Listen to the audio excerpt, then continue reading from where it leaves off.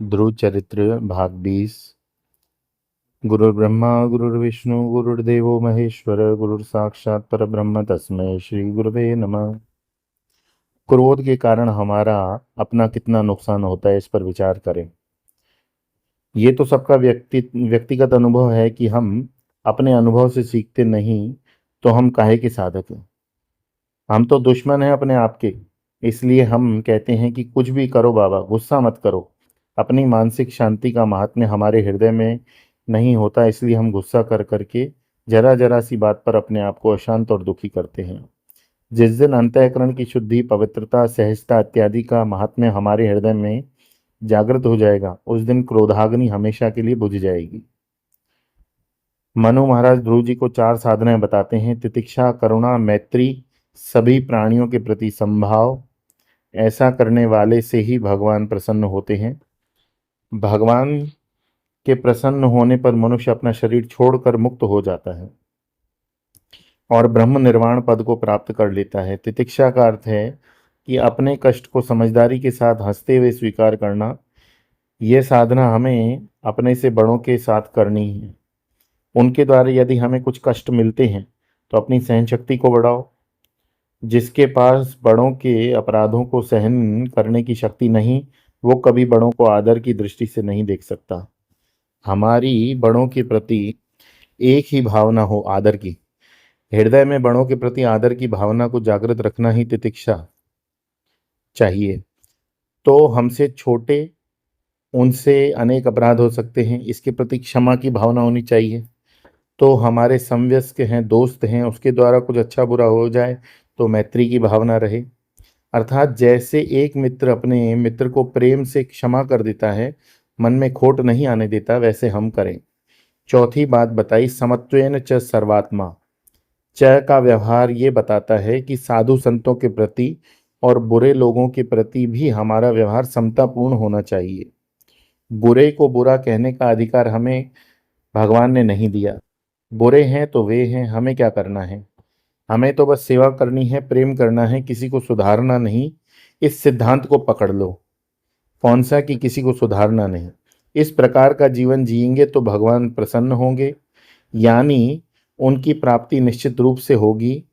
ऐसा ही विचार भगवत गीता के 5वें अध्याय में अंतिम श्लोक में आया।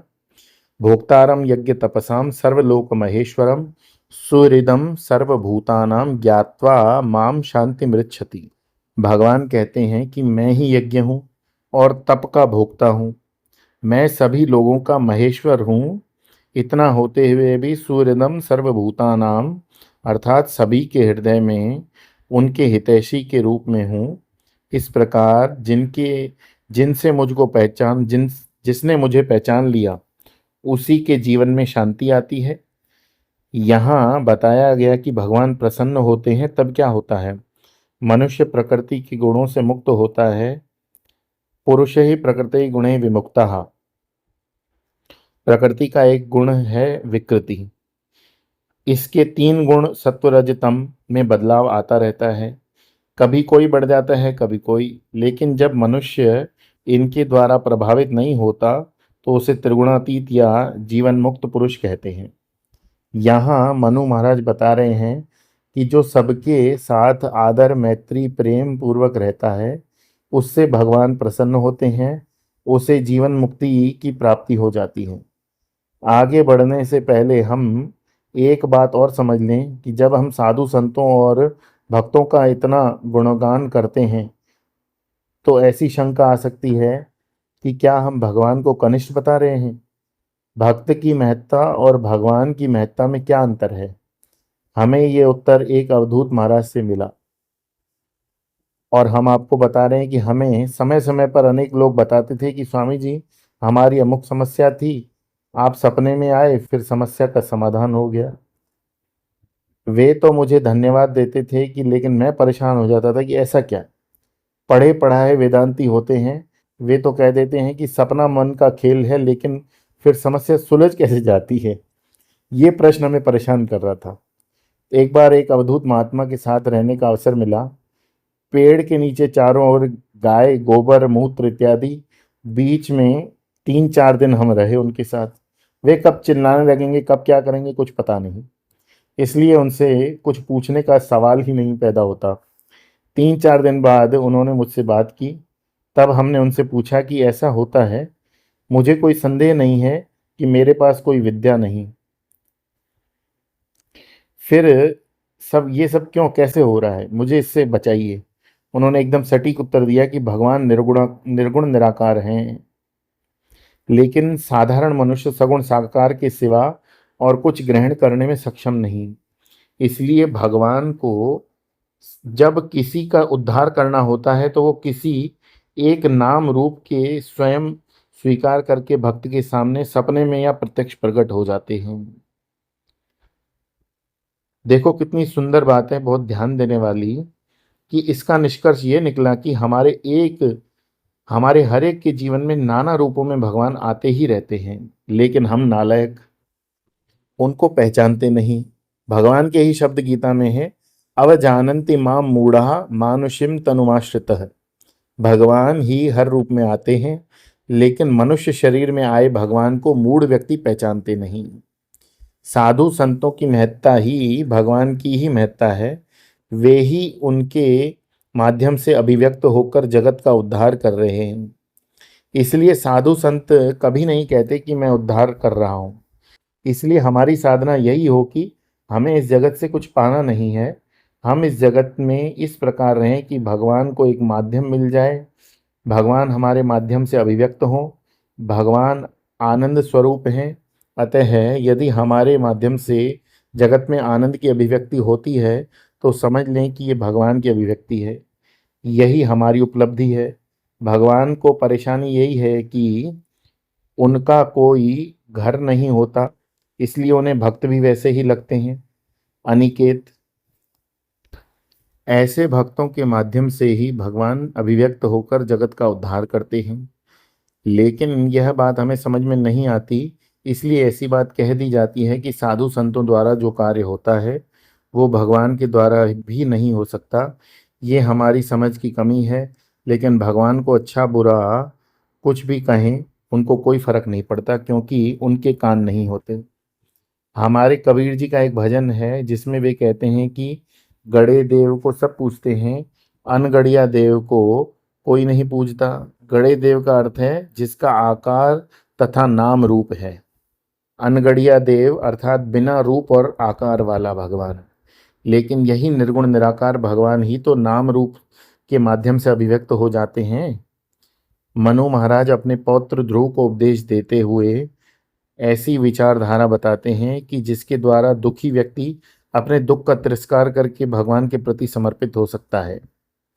वे कहते हैं, पंच महाभूतों से ही देह बनते हैं, जिन्हें स्त्री पुरुष कहते हैं।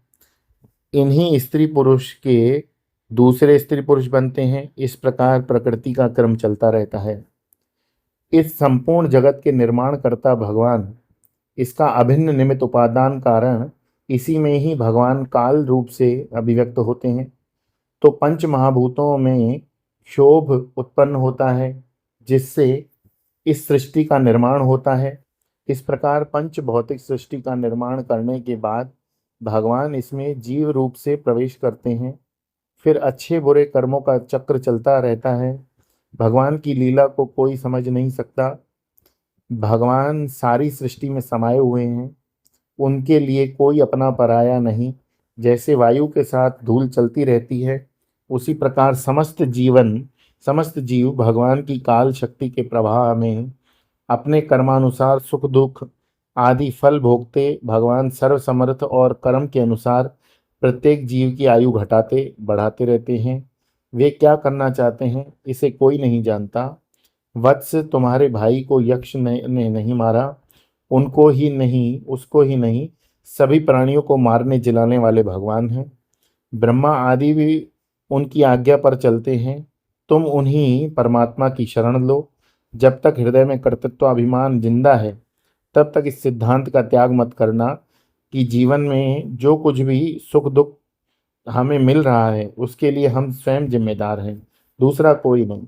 न पति, न पत्नी, न पड़ोसी, न बच्चे। हम स्वयं जिम्मेदार हैं, दूसरा कोई नहीं। अपने ही कर्मों के फलस्वरूप सुख दुख मिलते हैं। इस सिद्धांत को पकड़कर रखने से पत्नी होने के बाद भी दुखी नहीं होंगे, पति होने के बाद उद्विग्न नहीं होंगे। परमात्मा इन सभी कार्य कारण कर्म फल से परे हैं। उस परमात्मा को जाने कैसे? कर्म के द्वारा तो जान नहीं सकते। कहते हैं न कर्मणा न प्रजया धनेन प्रयोगेन के अमृत तत्वामानुषो। उस अमृत तत्व की प्राप्ति त्याग से ही होती है। लेकिन त्याग किसका? धन दौलत के त्याग को, कपड़े लत्ते के त्याग को त्याग नहीं कहते। त्याग करना है अपनी गलत धारणाओं का। अपनी धारणा अभी यह है कि इस देह के अंदर बैठकर हम सुख दुख भोग रहे हैं। अपनी भिन्न भिन्न उपाधियों के साथ तादात्म्य करके अपने को परिच्छिन्न मान रखा है। इस धारणा का हमें त्याग करना है।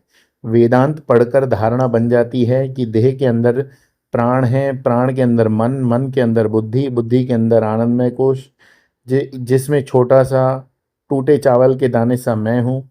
बात इतने से विपरीत है। देह को प्राणों ने संभाल रखा है, प्राणों को मन ने। यानी देह और मन के बीच प्राण, प्राणों का नियमन होगा तो देह से तादात्म्य छूट जाएगा। हम मन के साथ तादात्म्य करते अपने को सुखी दुखी अनुभव करते हैं। प्राण के साथ तादात्म्य करके भूख प्यास, और देह के साथ तादात्म्य करके जन्म मृत्यु से प्रभावित होते हैं। इस प्रकार हमने परिपूर्णता के भाव का त्याग कर दिया और परिच्छिन्नता में फंसे हुए हैं। इसी गलत धारणा को दूर करने के लिए हमें मनु महाराज जी के इस उपदेश का मनन करना चाहिए। कृष्णाय वासुदेवाय हरे परमात्मने प्रणतक्लेशनाशाय गोविंदाय नमो नमः।